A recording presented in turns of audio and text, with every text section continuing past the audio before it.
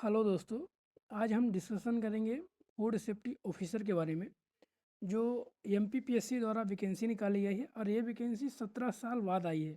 इसका सिलेबस, इसका exam pattern, इसका एग्ज़ाम फॉर्म की लास्ट डेट कब है, पूरा डिस्कशन करेंगे। फूड सेफ्टी ऑफिसर क्या होता है, जॉब रोल क्या होता है, आप बने रहिए इसी वीडियो चैनल में। सबसे पहले समझते हैं कि फूड सेफ्टी ऑफिसर होता क्या है।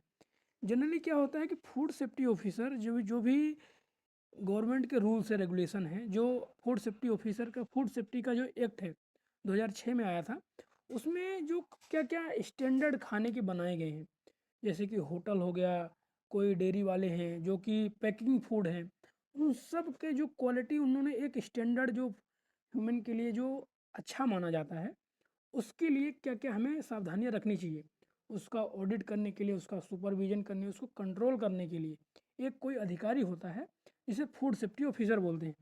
इस बार 120 वैकेंसी आई है, जैसे कि आप देख सकते हैं, लोक स्वास्थ्य यांत्रिकी विभाग द्वारा है ये, है ना। और इसमें इसकी एप्लीकेशन की लास्ट डेट अभी 27 अप्रैल 2025 है। तो आप लोग सबसे लास्ट डेट का इंतज़ार ना करें और जाके आज ही अपना फॉर्म भर दें। और आपकी जो एज है, एज के लिए आपकी जो मार्कशीट है उसके अकॉर्डिंग जो आपकी डेट ऑफ बर्थ है वो सब कुछ सही होना चाहिए। 1 जनवरी से काउंटिंग की जाएगी, जैसा कि आप नोटिफिकेशन में भी देख सकते हो, है ना। और जो आपकी एज है, एज के लिए आपको 21 साल से 40 साल के बीच में होनी चाहिए। लेकिन याद रखना है कि आपकी जो एज है वो 1 जनवरी 2025 को 21 साल हो जानी चाहिए, लेकिन मैक्सिमम 40 साल तक की होनी चाहिए, है ना। इसमें कौन कौन से एलिजिबल हैं, एलिजिबिलिटी भी हम चेक करेंगे इसमें। आप देख सकते हैं कि ये जितने भी फूड से संबंधित ग्रेजुएशन हैं, food technology, food engineering, food processing, food biotechnology, है ना, जितना भी है, आप फूड से संबंधित आपने कोई कोर्स किया वो सभी स्टूडेंट एलिजिबल हैं। लेकिन इसमें कहा गया है कि जिन इन स्टूडेंट ने प्लेन बीएससी किया है, वो भी इसमें एलिजिबल है। लेकिन उसमें क्या है कि केमिस्ट्री एक सब्जेक्ट होना कंपलसरी है। इस बात का आपको ख्याल रखना है कि आपका एक सब्जेक्ट केमिस्ट्री बहुत ज़रूरी है, ठीक है। लेकिन इसमें इंजीनियरिंग स्टूडेंट एलिजिबल नहीं है, लेकिन जिन्होंने एग्रीकल्चर से इंजीनियरिंग किया है वो एलिजिबल है। बायोटेक्नोलॉजी है, मत्स्य है, हॉर्टिकल्चर है, बागवानी है ना, सभी स्टूडेंट इसके लिए एलिजिबल हैं। ये गोल्डन अपॉर्चुनिटी है क्योंकि 117 साल बाद आई है। और 120 वैकेंसी एमपीपीएससी के थ्रू 120 वैकेंसी निकालना बहुत बड़ी बात है, क्योंकि एमपीपीएससी सिविल सर्विसेज के लिए 2024 में 110 वैकेंसी आई थी। वो भी कितना स्टूडेंट का मतलब कंपटीशन था। और इसमें आपको सीधे एलिजिबल है क्योंकि इसमें मैक्सिमम स्टूडेंट छट गए हैं, फिल्टर हो गए हैं। और सबसे अच्छी बात है, इस बार भी एमपीपीएससी में 158 वैकेंसी ही है।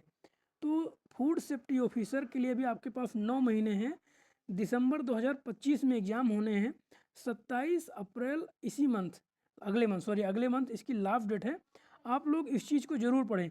और याद रखें, आपके पास रोजगार पंजीयन नहीं है तो बनवा लीजिए, यदि नहीं भी है तो कोई दिक्कत नहीं है। हालांकि मैं तो आपसे यही कहूँगा कि 2 मिनट लगता है रोजगार पंजीयन बनाने में। आजकल सब चीज़ें ऑनलाइन हो गई, आप खुद ही बनवा लीजिए। यदि नहीं भी है तो माननीय कोर्ट के डायरेक्शन के अकॉर्डिंग ऐसा लिखा गया है कि जब भी आप ज्वाइनिंग करेंगे तब तक आपको एलिजिबल रहेगा। लेकिन अभी भी आपके पास टाइम है फॉर्म भरने के लिए, तो मैं तो यही कहूँगा कि आप रोजगार पंजीयन बनवा लीजिए। बहुत छोटा सा काम है ना। एज आपकी 40 साल रहेगी मैक्सिमम, और मिनिमम 21 साल। और जो आपकी आयु की कैलकुलेशन है ना, वो 1 जनवरी 2025 से काउंट की जाएगी। इसका मतलब ये है कि आप 1 जनवरी 2025 को 21 साल पूरे होने चाहिए, या फिर आप 1 जनवरी 2025 को 40 साल अधिकतम होने चाहिए। इस चीज़ का आपको ध्यान रखना है।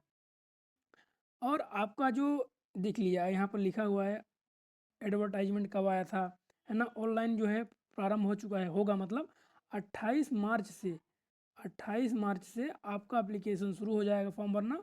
अभी भी आपके पास 10 दिन हैं, आप प्रॉपर तैयारी करिए। क्या क्या डॉक्यूमेंटेशन चाहिए, 10th की मार्कशीट, ग्रेजुएशन का रोल नंबर, ईमेल आईडी, आधार कार्ड, सभी अप टू डेट हो। इसके बाद आप करेक्शन भी कर सकते हैं। और जो आपकी एग्ज़ाम की डेट है वो आपको मतलब नोटिस में जारी किया। लेकिन आपको मैं बताना चाहता हूँ कि जो एमपीपीएससी ने जो अपना कैलेंडर जारी किया है उसमें लिखा है कि फूड सेफ्टी ऑफिसर का एग्ज़ाम दिसंबर में होगा, दिसंबर में 12 दिसंबर के करीब करीब है, 12 दिसंबर 2025। तो इस चीज़ का आपको ध्यान रखना है ना।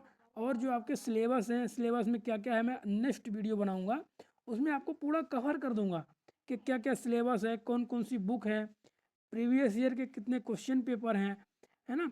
लेकिन आप पहले फॉर्म भरें, मेंटल तौर पर आप प्रिपेयर हो जाइए और इसके बाद आप पढ़ने में लग जाइए, क्योंकि 120 वैकेंसी एमपीपीएससी में नहीं आ रही है। और फूड सेफ्टी ऑफिसर की जॉब प्रोफाइल के बारे में आपसे यदि डिस्कशन करूं, तो जॉब प्रोफाइल जो है फूड सेफ्टी ऑफिसर के बिना अभी फ्यूचर में कुछ भी संभव नहीं है। जैसे जो भी आप पैकिंग फूड खाते हैं, कुछ भी खाते हैं आप, है ना, आप कुछ भी खाते हैं, जैसे कि चिप्स हो गया, कुरकुरे हो गए, तो जिससे मिठाइयाँ ही बनती हैं।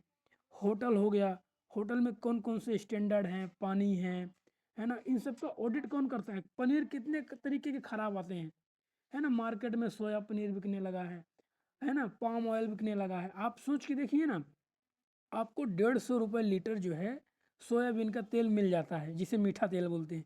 लेकिन आप समझो कि सोयाबीन जो है इस समय, सोयाबीन बोल दिया मैंने, जैसे सोयाबीन है, सोयाबीन इस समय 50-60 रुपये किलो है।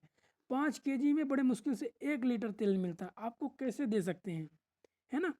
तो ये सब चीज़ों को समझना है। और ये ऑफिसर रैंक की है, ग्रुप बी है, गजेटेड है, 3600 इसका ग्रेड पे है ना। गजेटेड का मतलब है कि आपकी जो अपॉइंटमेंट है गवर्नर द्वारा किया जाएगी।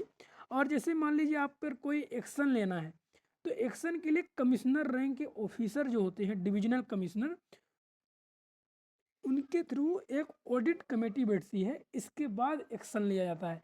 जैसे कि कोई टीचर है, कोई ग्रुप सी है, ग्रुप डी के ऑफिसर हैं, उनको डायरेक्ट एक नोटिस में सस्पेंड कर दिया जाता है। जैसे कि कोई हवलदार हैं, कांस्टेबल हैं, उनको जिले के जो एसपी होते हैं वो टेलीफोन से भी उनको सस्पेंड कर सकते हैं, इतना पावर होता है। लेकिन जो ग्रुप बी गजेटेड का मतलब यही है कि गवर्नर, आप जो है आर्टिकल नंबर 315 के तहत, 315 के तहत आपकी अपॉइंटमेंट होगी, क्योंकि आप एक ऑफिसर रैंक में हैं, ग्रुप बी में है ना। लेकिन ग्रेड पे कम है, लेकिन आपकी जॉब प्रोफाइल जॉब अच्छी है, वर्क स्टेशन जैसे कि पेमेंट कम है लेकिन काम अच्छा है, आप खुश रहेंगे, आपको एक चैलेंजिंग रोल मिलेगा, आपका समाज में सीधे कंट्रीब्यूशन क्या है, इन सब चीज़ों का ध्यान रखना है। और अगला वीडियो हम आपके सिलेबस के ऊपर लाएंगे, प्रीवियस ईयर पैटर्न के ऊपर लाएंगे, क्या क्या सिलेबस लगेगा। आप बने रहिए वीडियो में। और आपको क्या क्या किस किस वीडियो में भी आपको वीडियो चाहिए, तो आप हमें कमेंट चैनल में भी बता सकते हो, मैं उस पर भी वीडियो आपको बना दूंगा। ठीक है।